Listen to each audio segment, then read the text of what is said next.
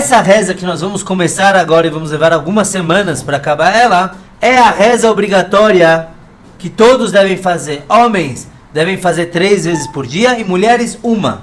Qual horário? Qualquer. A mulher escolhe quando quer rezar. Porque, lembrando, uma mulher não é obrigatória nenhuma mitzvah, nenhum preceito que tenha horário definido. Nenhum preceito ativo com horário definido as mulheres devem fazer, estão isentas. Mas a mulher tem a obrigação de rezar. Então é essa reza que a gente vai começar hoje.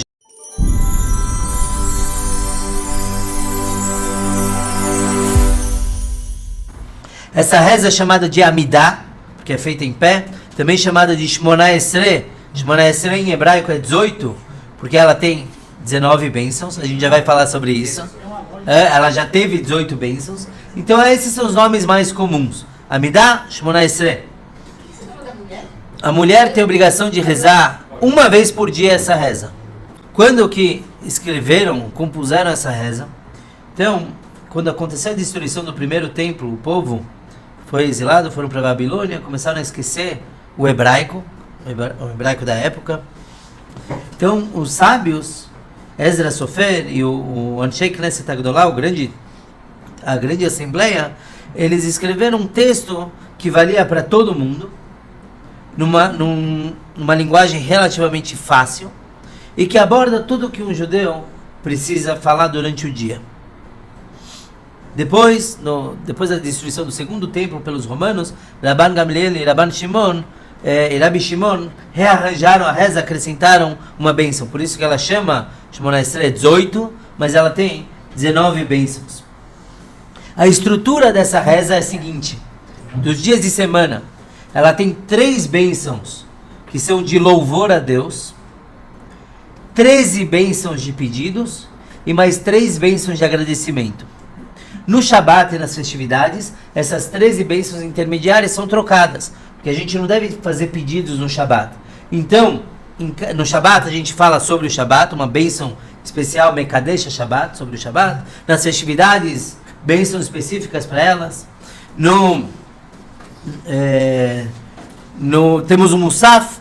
Musaf é a reza a mais que a gente faz pelo sacrifício oferecido no templo. Então, nós não recitamos essas intermediárias, recitamos uma outra que menciona qual era o sacrifício, etc. E assim, a gente tem várias adições nessas bênçãos, como por exemplo, quando é o início do mês, Rosh Chodesh, etc. A gente vai, devagar a gente vai abraçar cada um desses detalhes. Essas 3 primeiras bênçãos, que vão da página 50 até o final da página 52, são 3 bênçãos que tem aí, elas são consideradas como uma só, as de louvor. E por isso, se a pessoa faz um erro numa dessas bênçãos, ele tem que voltar para o começo da reza. Não de toda a reza da manhã. Página 50, ele volta para o começo da Amidah do Shmona Esrei. Isso é mais ou menos para a gente entender o porquê dessas bênçãos. Depois a gente vai estudar cada bênção separadamente. De onde que a gente aprende a forma de rezar? Porque essa reza ela é rezada com os pés juntos, em voz baixa. Inclusive, a pessoa não deve escutar a própria voz quando está rezando. A gente aprende de Haná. É a leitura que nós fazemos no Rosh Hashanah, primeiro dia, depois da leitura da Torá, a leitura da Haftarah, é a história de Haná. Haná era uma mulher que era muito bem casada. Ela tinha uma concorrente, que era a segunda esposa do seu marido, Pniná. E Haná, ela não tinha filhos, Pniná tinha 10 filhos, e ela sofria muito por não ter filhos. Uma vez ela foi para o templo e ela derramou seu coração para Deus, e ela rezou como nós rezamos, em voz baixa, mexendo os lábios. E o Eli Cohen, o sacerdote da época, viu ela rezando assim, achou que ela estava chiquer. Quem começa a balbuciar sem falar nada? Então ele chegou para ela e falou: até quando você vai se impurificar com vinho? Não podia entrar bebum no templo. Aí ela falou: não sou shikorá, eu sou ksherá, eu sou uma mulher kasher, eu estou derramando meu coração para Deus. Dessa forma, e realmente sua prece foi atendida, e ela teve um filho chamado Shmuel, que se tornou Samuel, o profeta. Nós aprendemos dela como rezar. Interessante, os homens parecem que são os manda-chuvas, mas é da mulher que a gente aprende a tefilá. Então essa reza é rezada com os pés juntos. Por que pés juntos? Porque os 2 pés juntos parecem que são um só, assim como os anjos. Os anjos, eles têm os 2 pés conectados. Então, na hora da reza, colocamos como anjos. E realmente é uma reza que deve ser feita em silêncio, sem fazer sinais, sem olhar em volta, porque nós estamos perante um rei. Por isso, inclusive, a reza começa com 3 passos para trás e para frente. Então, é assim que a gente faz. Prestem bastante atenção, né? Para quem não sabe, não é passinho de dança no meio da reza. A gente dá 3 passos para trás e vai para frente, começando com o pé direito, porque o pé direito demonstra vontade. Então eu quero demonstrar vontade e rezar para Deus, direito, esquerdo e junta. Quer dizer, o terceiro passo, na verdade, são os pés se juntando. E aí nós visualizamos que estamos diante de Hashem. Para trás não importa. Para trás não. Inclusive, se eu estou... Isso é um detalhe interessante. Se eu estou parado aqui, mas vou rezar ali, eu não preciso nem dar para trás. Eu só dou os passos para frente, com kavaná, com a intenção que estou indo para rezar. Outro motivo desses 3 passos é para preparar a pessoa. Então, eu estou agora indo rezar, uma reza mais importante. Então, para um pouquinho, os passos dão um tempo sem falar nada, e aí a pessoa começa a se dirigir para Deus. Assim como quando a pessoa ele vai se encontrar com o rei, ele anda com respeito. De uma vez, a Gemara o Talmud traz uma história de um rabino, que estava chegando o horário de Minchá, a oração da tarde, ele estava no meio da estrada. Então ele foi para um cantinho da estrada e começou a rezar o Minchá. E nisso passou um importante ministro romano e cumprimentou o rabino, viu que era uma personalidade. Rabino, como vai? Shalom Aleichem. E o rabino não respondeu, ele estava no meio da Amidá. Rabino, né? Tentou chamar a atenção, nada. E aí quando o rabino acabou a reza, o ministro falou, mexiga, né? Eu sou um ministro importante, eu poderia pegar minha espada, te matar, ninguém ia me perguntar nada. Você não tem medo pela tua vida? Na tua Torá está escrito que vocês devem prezar pela vida. Aí o rabino falou, senhor ministro, com todo respeito, deixa eu lhe responder com um exemplo. Se o senhor estiver na frente do rei e alguém te cumprimentar, o senhor responderia? O ministro falou, claro que não. Não só que eu não responderia o cumprimento, eu nem ia virar meu rosto para ver quem está me cumprimentando. Da mesma forma, o rabino falou, eu não estou na frente do rei, estou perante Melech Malchei Amalachim, Deus, que é rei de todos os reis. Claro que eu não poderia me virar para te responder o cumprimento. E o ministro aceitou essa resposta e abençoou o rabino. Quando estamos na reza, não existe resto do mundo. A tal ponto que está escrito na Mishnah que se vem uma cobra e se enrola no teu tornozelo, você não pode parar de rezar. Depois tem os detalhes, se é uma cobra que não é venenosa. Se é uma cobra venenosa, pode sair correndo.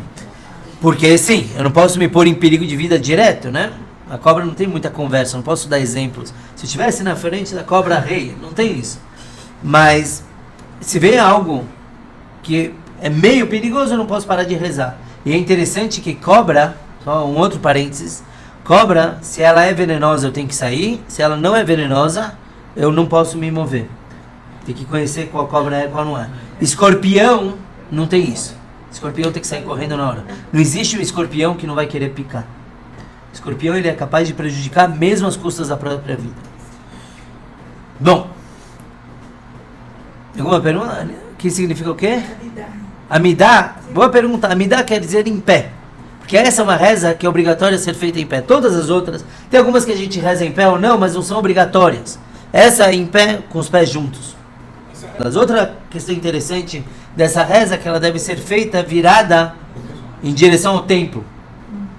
O templo está em Israel está ao leste, um pouquinho para o norte, então a gente fica virado para lá. Porque o templo, principalmente o portão do Echal, que era o grande edifício do templo, é de lá que as rezas sobem para os céus. Então por isso a gente sempre reza para o leste. Na outra sinagoga, construíram ela virada para o sul. Então a gente tinha que rezar virado, né? Na hora dessa reza a gente se virava para o lado. Aqui não, a gente reza em direção à arca sagrada que está virada para o lado correto. Se a pessoa não sabe para que lado que é, ele está no meio da noite. De dia é mais fácil, você vê a posição do sol. Mas de noite ele vai rezar o Arvit, não sabe para que lado que é, então ele deve mentalizar que a sua reza está indo para o templo e para Deus. Se ele está no avião, por exemplo, não dá para, né, ficar virando. Tem bússola nos aplicativos, e ó.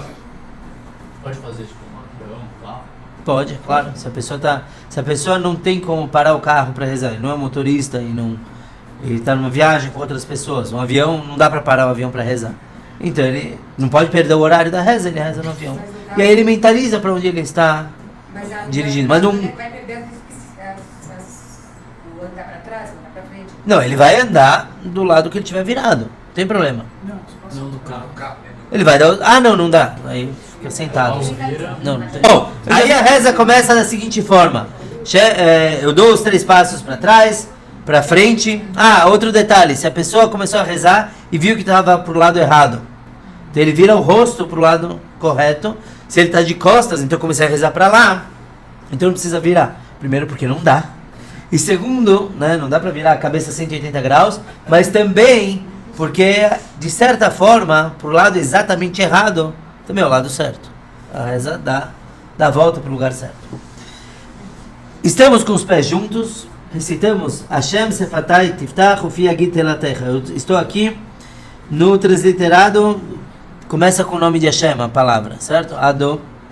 Que quer dizer o seguinte: Hashem, abre meus lábios e minha boca dirá o teu louvor. Nós recitamos isso como um pedido para que nossa reza saia correta. Que Hashem abra meus lábios e receba o que eu estou falando. Vamos começar a reza. Então eu falei a frase pedindo para eu rezar direito, interessante, uma reza para reza. E aí eu começo, Baruch Atah Hashem, a primeira bênção. Ela é chamada de bênção dos patriarcas. Como eu falo ela? A gente não vai nem estudar ela inteira hoje, porque tem muitas explicações por trás. Mas só para vocês saberem, eu estou virado agora para o lado certo, né? Dei os 3 passos. Falei Hashem Sefatai Tiftach. Temos Baruch Atah Hashem, quer dizer bendito é você Hashem. Baruch quer dizer transmissão de cima, Deus transmita da sua piscina de bênçãos aqui para baixo. Como que eu falo essas palavras? Então eu estou perante o rei, eu devo me curvar. Eu vou me curvar 4 vezes na Amidá inteira. 2 vezes no começo, 2 no final, e cada vez a gente vai demonstrar. Baruch Atah Hashem. O primeiro eu vou fazer o seguinte: Baruch, eu dobro os joelhos. Atah, eu me curvo. E no nome de Hashem eu estou ereto novamente. Baruch Atah Hashem. Essa é a primeira é a primeira vez que a gente se curva para Deus. Óbvio, não pode ajoelhar, não pode ir para o chão. Isso é reservado para o Yom Kippur, para o Rosh Hashanah. Mas a gente começa a reza assim, é como você começaria para um rei também, se curvando.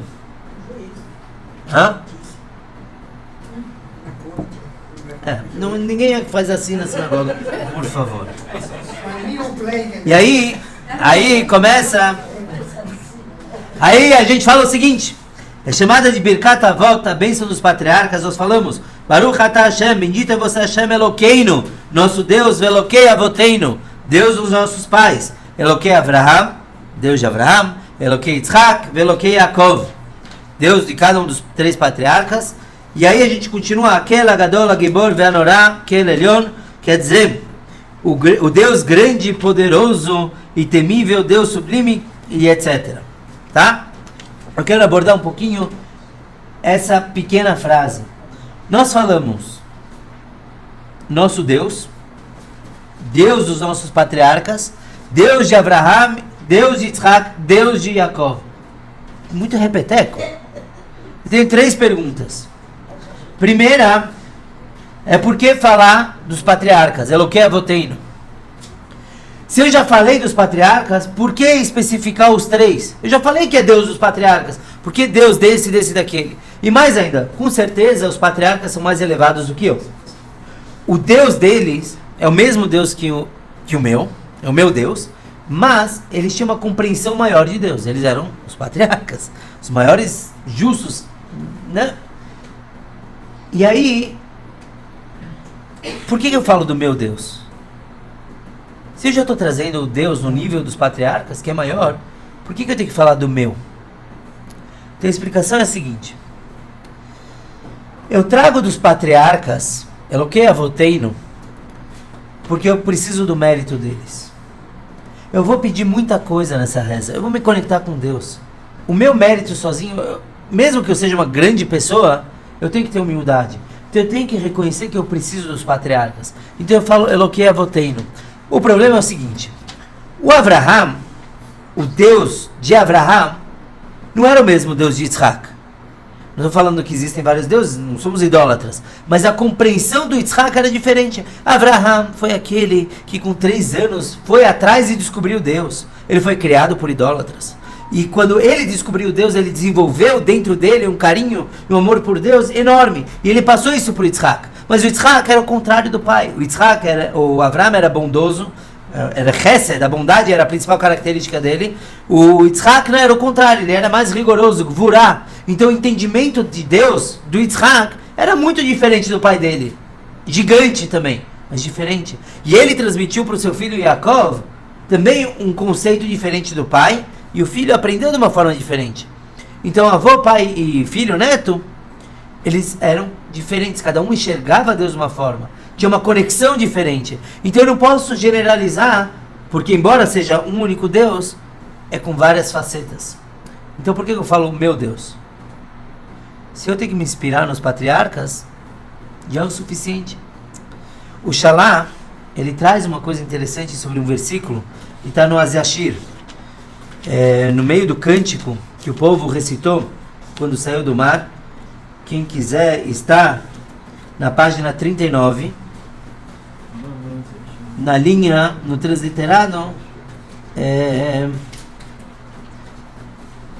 5 linhas de baixo para cima no transliterado e 5 linhas também na tradução. Este é meu Deus e eu o glorificarei, o Deus de meu pai e eu exaltarei. Em hebraico, Zé Eli ve'anveu, Elokei avi varomemenu. Este é o meu Deus, de novo, e eu glorificarei, e Deus do meu pai, e eu o exaltarei. O que quer dizer isso? Zé Eli ve'anveu, a palavra ve'anveu, eu posso separar em 2 palavras. Ani ve'hu.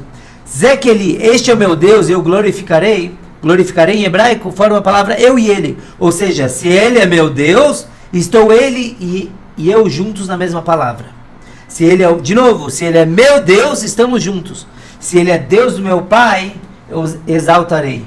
Exaltar denota uma distância. Eu sou muito menor que ele. Ele é exaltado, ele é sublime, ele está lá em cima. Se ele é só Deus do meu pai, mas não é meu Deus, então eu reconheço a existência dele, mas está longe de mim. Se ele é o meu Deus, eu vou glorificar. É uma linguagem de proximidade. Então, por que eu menciono na reza agora de volta na página 50? Por que eu menciono o meu Deus, o nosso Deus, tudo aqui é no plural, nosso Deus e Deus dos nossos pais? Porque não basta ser dos nossos pais, tem que ser meu também. Aquele que vive só de tradition, que minha avó fazia, que minha bisavó fazia, e meu tataravô era rabbiner, isso se perde.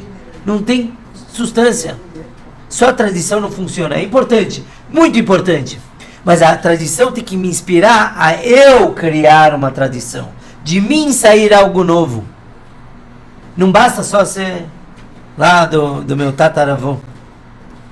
Uma vez um rabino entrou num restaurante em Israel e tinha lá o selo de kasher, mais ou menos, e o rabino viu que não parecia muito limpo, em vários sentidos. Higiene, kasher. E ele perguntou para o dono do estabelecimento, falou, que também já não aparentava ser uma pessoa muito conectada com a religião, ele falou, não, aqui é kasher? Não sei. Então o dono do estabelecimento falou, claro, olha aqui na parede o quadro de um grande rabino, não sei se era avô dele, claro que é kasher. Aí o rabino respondeu, meu querido, se você estivesse no quadro e ele estivesse aqui, acho que eu estaria mais tranquilo. Não adianta só, que era. Primeira coisa, Eloqueino, nosso Deus. E aí fala dos patriarcas para atrair inspiração, para atrair o mérito deles. Mas não basta só pendurar na conta dos patriarcas.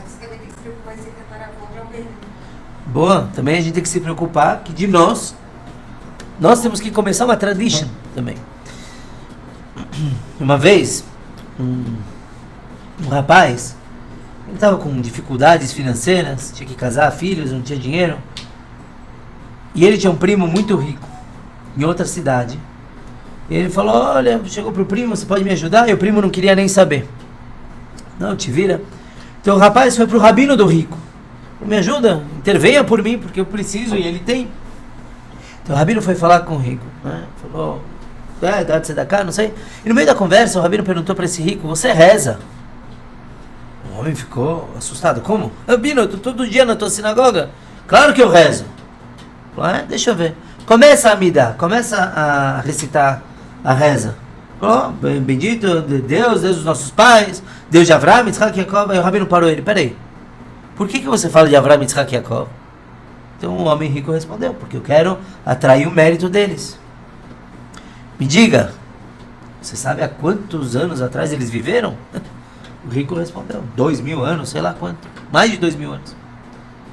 E ainda assim, o Rabino falou, ainda assim você busca o mérito deles. Quer dizer, os teus antepassados de dezenas de gerações, você quer atrair mérito. Agora o teu primo, que é muito mais próximo, você não consegue ajudar? Por que você acha que eles vão te ajudar lá de trás? Então também é lembrar, a gente quer o mérito dos patriarcas, o que nós fazemos para merecer isso? Será que não tem primos mais próximos que precisam de ajuda? E a verdade é que todos somos primos mais próximos que os patriarcas de milhares de anos atrás. Só mais um detalhe em relação à reza. A gente continua falando e a gente começa a trazer títulos de Deus. Deus grande, poderoso, temível, Deus sublime. Só isso? Deus é só isso? Se eu perguntar para qualquer um aqui, me dê 5 adjetivos de Deus, cada um vai me dar e vai ser diferente do outro. A gente consegue aqui mais de 50 adjetivos. Por que só tem tão pouco na reza? Exatamente porque Deus é infinito. Os sábios escolheram adjetivos gerais, porque se você começar a falar quem é Deus, você não vai acabar nunca. Tanto que é proibido elogiar Deus mais do que já tem aqui. É proibido você acrescentar aqui Deus maravilhoso, esplendoroso, fantástico, dá para curtir, compartilhar, etc. Não. Por quê? Porque Deus fala o seguinte, você quer me elogiar mais do que os sábios decretaram? Então fala tudo. Só que eu sou infinito.